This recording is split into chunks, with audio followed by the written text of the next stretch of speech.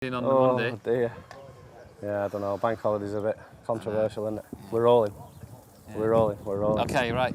Good. We're rolling, Tobes. Okay, hi, we're at the Big Demo Weekend 2010. We're up in Staveley in the Lake District at Wheelbase. And I'm here with Andy Mee from Kona. He's got a nice bit of kit now. We've got a new bike for 2010. This is the Abracadabra, and this particular model is a Cadabra, which is the introduction of Magic Link onto more of their trail bikes, or actually version onto all mountain. This linkage first came out and first seen in the Coil Air range last year, and it's now, I say, being distilled down to some other models. It's a really clever bit of engineering, and Andy's just going to talk you through it in a bit more detail. Thanks, Toby. Thanks for that. Yeah, this is the second generation Magic Link, as Toby's just described. Now, the idea with the Magic Link, this extra linkage we've got down here, the fifth link, changes the travel, the geometry and the spring rate all simultaneously, all without you doing anything. Once the bike's set, you just ride it. When you're climbing, you've got steeper angles, less travel and a stiffer shock. When you're descending, you've got slacker angles, more travel and a more plush shock. On the Magic Link, just giving you a close-up of the shock here, you can see the extra linkage down there. You'll be able to see how that rotates backwards, basically because the main pivot's attached to that linkage, so as you hit bump or brake, that linkage moves backward, and the further back it goes, the slacker everything gets, the more travel because the auxiliary shock comes into play, and the plusher the shock. So if I compress it, you can see the link moving backwards. The opposite happens when you're climbing. You put pressure on the pedals, that keeps the link forwards, and it's just the main shock that's compressing. The second shock and the Magic Link don't move.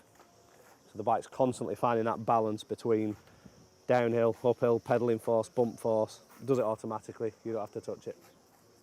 And what are those figures on the amount of travel? Because they were quite incredible, weren't they? Yeah, that's right. When you're descending, you've got a bike with 160 mil of travel.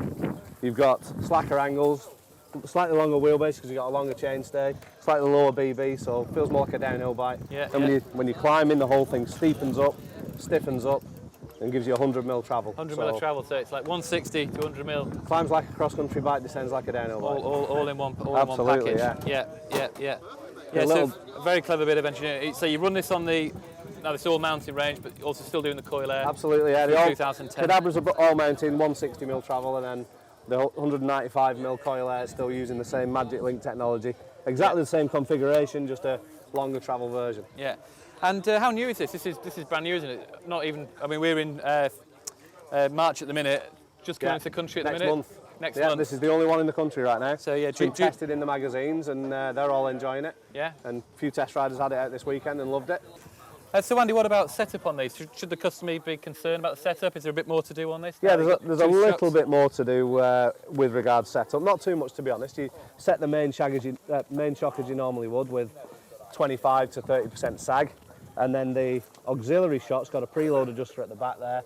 You measure the eye to eye length and make sure that sags by 3 mil. Right, okay. So as long as that shock sags by 3 mil, that one's set as normal, that's it done. And a card supplied with the bike, is it? It kind of come with a little setup card? Yeah, absolutely, yeah. They're actually going to come with a setup DVD, I believe, this year. So you'll have a DVD, put it in your video recorder, and Right, excellent, you'll know exactly what you're doing. And then what's going on with the bearings here? What have we got? We've got seal bearings, or we got?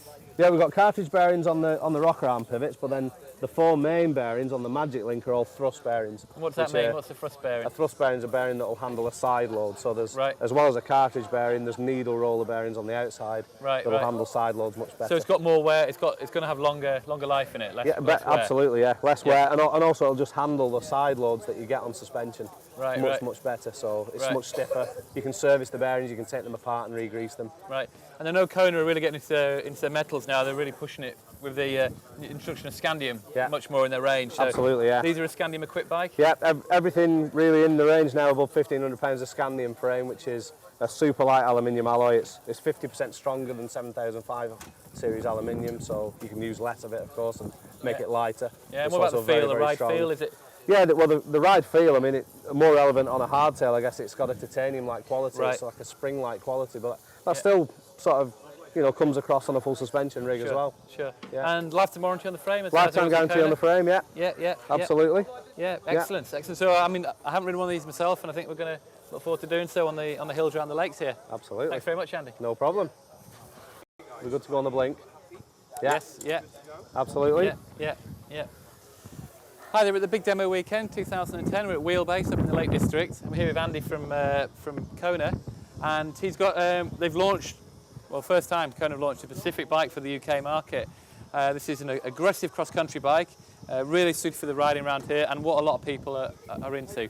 And Andy's just going to kind of run through some of the real key features on this new range of bikes. There's, I think, 3 models in the range. That's right, yeah, correct? 3 models, Toby: the Bolt, the Blink, and the Buffer. This one we have here is the Blink, which is the steel. This is the middle of the 3. Yeah, the Bolt's a lower end model, aluminium frame, but they're all based around the same premise. We wanted a 120mm fork, we wanted bigger tyres, we wanted bigger discs, just something that could handle a little bit more fruit, if you like, than the standard cross-country hardtails that we've got in the range already. So we wanted something for UK riders, something for trail centres and big days out in the lakes that handle a bit more abuse. But we're also getting asked a lot of the time for steel frames.